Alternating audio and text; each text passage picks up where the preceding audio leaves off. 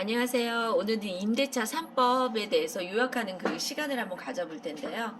저희가 이제 임대차 3법은 아마 많이 들어보셨을 거예요. 전월세 신고제와 전월세 상한제, 계약갱신 청구권 이렇게 세 가지가 있는데요. 우리가 전월세 신고제는 제가 전번에도 제 블로그에 이제 포스팅을 했었는데요. 오늘도 한번 간략하게 여러분들과 함께 얘기 나눠보겠습니다. 전월세 신고제는 주택임대차보호법 제2조에 따른 주택이어야 하는데요. 아파트, 주택, 그 오피스텔 같은 경우는 주거용 오피스텔, 그 기숙사로 된 경우, 그리고 고시원이나 주거 목적으로 사용하는 물건이면 모두 해당이 됩니다. 그리고 이제 우리가 월세하고 보증금에 대해서 상한율이 있죠. 보증금은 6천만 원이고요. 또 월세는 30만 원을 초과할 때는 임대차 계약이면 신고해야 하고요. 임대차 계약 당사자 임대인, 임차인 공동 신고도 가능합니다. 근데 계약서를 가져간다면 임대인이 해도 되고 임차인이 해도 되고 그 신고만 해도 가능하고요. 임대차 계약을 우리가 이제 그 신규로 계약했거나 변경했을 때, 해제했을 때 체결일로부터 30일 이내에 임대기간, 임대료를 관할 간척인 읍명도 출장소나 방문 신고하거나 부동산 관리 시스템 온라인 신고하시면 됩니다. 만일에 그런데 갱신 신고를 했다면 어떻게 될까요? 갱신 신고도 신고를 해야 되는 거는 맞는데요. 만일에 금액이 변동이 없거나 아무 변동사항이 없다면 신고하지 않아도 무방합니다. 자, 그 다음에는 이제 전월세 상한제에 대해서 말씀드리겠습니다. 전월세 상한제는 종속 중이거나 이게 진행되고 있는 임대차 계획에 금액을 증액할 때 어떠한 요율을 둔 거를 말하는데요. 우리가 지금 요율은 상한율은 5%를 두고 있습니다. 그런데 전세이었는데 임대인이 월세로 전환한다고 하면 어떻게 해야 할까요? 참 이럴 때는 참 임차인도 월세가 안 나가는 것을 내다가 다시 이제 월세를 내야 된다는 생각에 조금 마음이 힘든 경우가 많은데요. 이런 경우에도 갱신되는 임대차라면 전 임대차와 동일한 조건으로 보기 때문에 임차인이 동의가 꼭 필요합니다. 근데 만일에 임차인이 동의를 하지 않는다면 그냥 전세를 해야겠죠.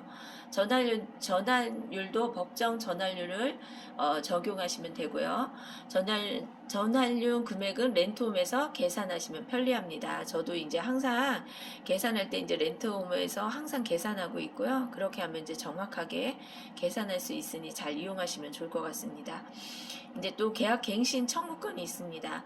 우리가 예전에는 계약갱신 청구권은 이제 이 만기일 6개월 전에서 1개월이었는데요. 이제는 우리가 계약갱신 청구를 하는 것은 6개월에서 계약 만기 전 2개월 전까지 기간에 계약갱신을 청구하시면 됩니다.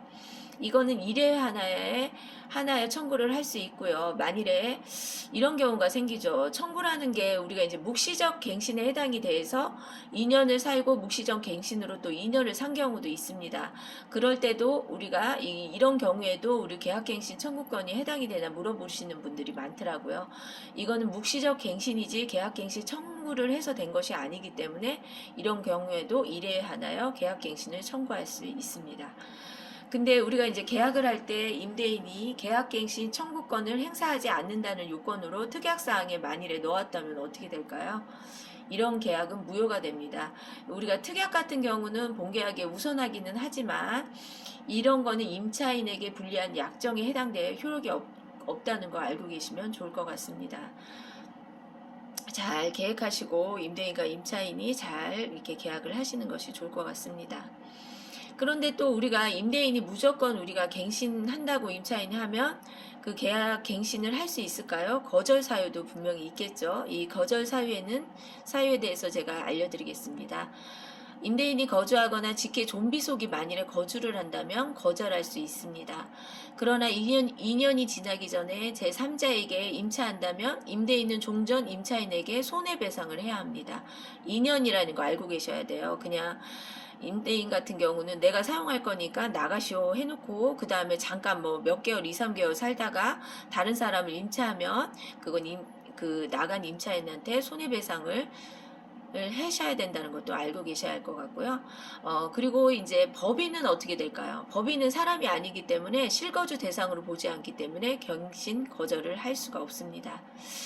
계약갱신 상대방은 현재 소유자여야 하며 계약갱신을 하지 않은 상태에서 매매가 되었다면 등기에 기재된 실제 소유자와 하시면 됩니다. 처음에 이제 임대차 3법이 시행됐을 때는 많이 저희 현장에서들 어려워하셨습니다. 뭐 사장님 이걸 어떻게 해야 돼요? 어떻게 해야 돼요? 막 하시는 분도 많았고 임대인들도 좀 많이 힘들어했는데 요즘은 이렇게 이게 받아들이는 분위기로 가고 있고요.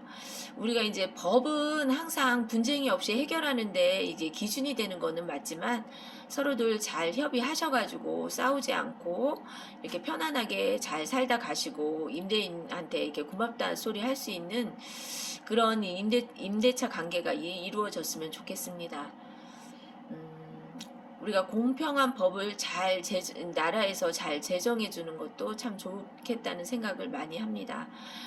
지금은 이제 연휴 기간입니다. 잘 충전하시고, 열심히 또 우리가 또 일을 하기 위해서 이게 충전하는 시간에, 가족들과 만나서 좋은 시간 갖는 그런 연휴가 되시길 바랍니다. 감사합니다.